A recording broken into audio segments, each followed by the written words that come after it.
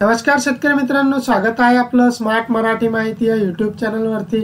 मित्रांनो, राज्यामध्ये ते दुष्काळ जाहीर झालेला आहे आणि त्यामध्ये जे 40 तालुक्यामध्ये अतिदुष्काळ जाहीर झालेला, ज्या 40 तालुक्यासाठी जे आहे ते शासनाने आता मदत जाहीर केलेली आहे आणि त्यामध्ये कोणते तालुके पात्र आहे आणि किती शेतकरी त्यामध्ये पात्र आहे हेच आपण आजच्या व्हिडिओमध्ये बघणार आहोत। तत्पूर्वी चॅनलवरती जर नवीन असाल तर चॅनलला सबस्क्राइब नक्कीच करा। चला तर मग बघूया कोणते शेतकरी यासाठी पात्र आहे ते आणि एक लाईक करायला विसरू नका। खरीप हंगाम 2023 मधील दुष्काळामुळे झालेल्या शेती पिकाच्या नुकसानीकरिता बाधित शेतकऱ्यांना निविष्ठा अनुदान देण्यासाठी निधी वितरित करण्यास मान्यता देण्याबाबतचा हा 29 फेब्रुवारी 2024 रोजीचा हा शासन निर्णय आहे। काय शासन निर्णय आहे तर अतिवृष्टी, पूर्व चक्रीवादळ यासारख्या नैसर्गिक आपत्तीमुळे शेती पिकाचे नुकसान झाल्यास पुढील हंगामामध्ये उपयोगी पडावे याकरिता शेतकऱ्यांना एका हंगामामध्ये एक वेळेस याप्रमाणे राज्य आपत्ती प्रतिसाद निधीतून विहित दराने निविष्ठा अनुदान स्वरूपात मदत देण्याबाबतचा हा शासन निर्णय आहे। खरीप काय आहे शासन निर्णय तर खरीप हंगाम 2023 करिता दुष्काळ जाहीर केलेल्या 40 तालुक्यातील खातेदारांना कृषी विषयक मदतीसाठी निविष्ठा अनुदान वाटप करण्याकरता वर नमूद क्रमांक 2 येथील शासन निर्णय नियमाप्रमाणे निश्चित केलेल्या दरानुसार राज्य आपत्ती प्रतिसाद निधी मधून तसेच राज्य शासनाच्या निधीमधून एकूण जे आहे ते 2443 कोटी 22,71,000 रुपये इतका निधी जे आहे ते वितरित करण्यासाठी शासनाने आता मान्यता दिलेली आहे आणि लवकरच जे आहे याच्या याद्या तयार होतील। आता आपण इथे बघूया की कोणते ते 40 तालुके आहे आणि त्या 40 तालुक्यामधील किती शेतकरी यासाठी पात्र ठरलेले आहे तेच आपण इथे। नाशिक जिल्ह्यातील मालेगाव, सिन्नर आणि येवला हे 3 तालुके दुष्काळग्रस्त जाहीर करण्यात आलेले होते, तर मालेगाव तालुक्यातील 1,19,012 शेतकरी यासाठी पात्र ठरलेले आहेत। सिन्नर तालुक्यातील 85,865 शेतकरी पात्र ठरलेले आहे, तर येवला तालुक्यातील 63,898 शेतकरी असे एकूण नाशिक जिल्ह्यातील जे आहे ते 2,51,675 शेतकरी जे आहेत यासाठी पात्र ठरलेले आहे। तर धुळे जिल्ह्यातील फक्त सिंदखेडा हा एक तालुका दुष्काळग्रस्त जाहीर झालेला आहे, त्या धुळे जिल्ह्यातील 67,492 शेतकरी यासाठी पात्र ठरलेले आहे। तर नंदुरबार जिल्ह्यातील नंदुरबार तालुका त्यामधील 51,258 शेतकरी पात्र ठरलेले आहे।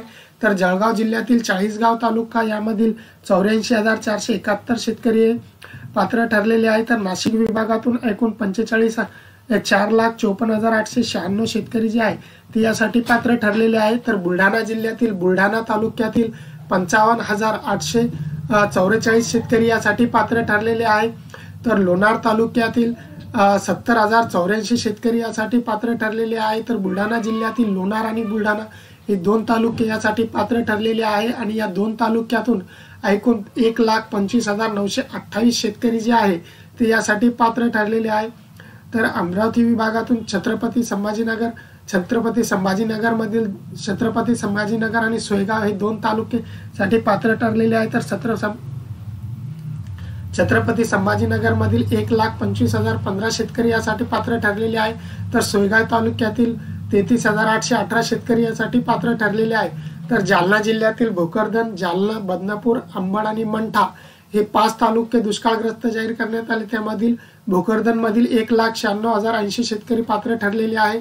तर जालना तालुक्यातील 91,452, बदनापूर तालुक्यातील 49,510, अंबड तालुक्यातील 97,728, मंठा तालुक्यातील 58,448 अशा एकूण आहे। जालना जिल्ह्यातील जे आहे ते 1,56,576 शेतकरी जे आहे ते पात्र ठरलेले आहे।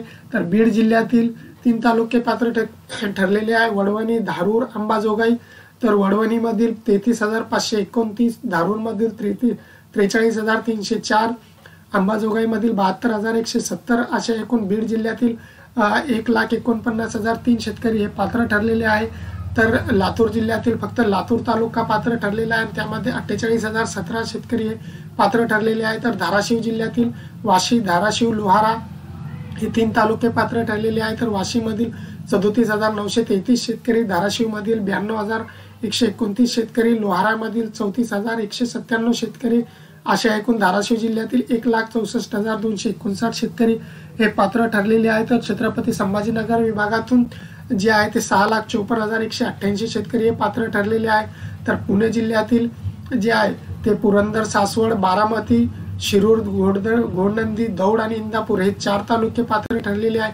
तर त्या 4 तालुक्यामधील पुरंदर, सासवडमधील 56,360 शेतकरी, बारामतीमधील 45,461 शेतकरी, शिरूर घोडनंदीमधील 55,167 शेतकरी, दौंडमधील 62,718 शेतकरी, इंदापूरमधील 29,778 शेतकरी, अशा एकूण पुणे जिल्ह्यातील 2,49,784 शेतकरी यासाठी पात्र ठरलेले आहे.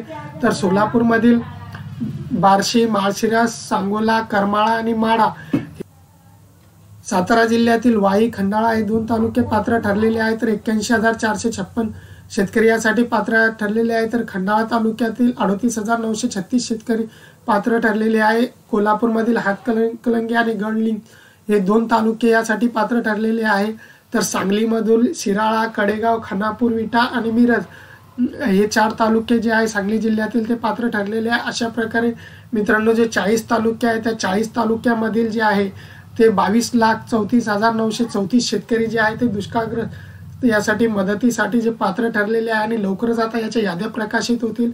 याद्या आल्यानंतर सर्वप्रथम आपल्या चॅनलवरती आपण याच्या याद्या टाकू. मित्रांनो याचा GRची जी लिंक आहे मी खाली डिस्क्रिप्शन बॉक्समध्ये दिलेली आहे. तुम्ही तिथून देखील हा GR डाउनलोड करू शकता, या याद्या डाउनलोड करू शकता.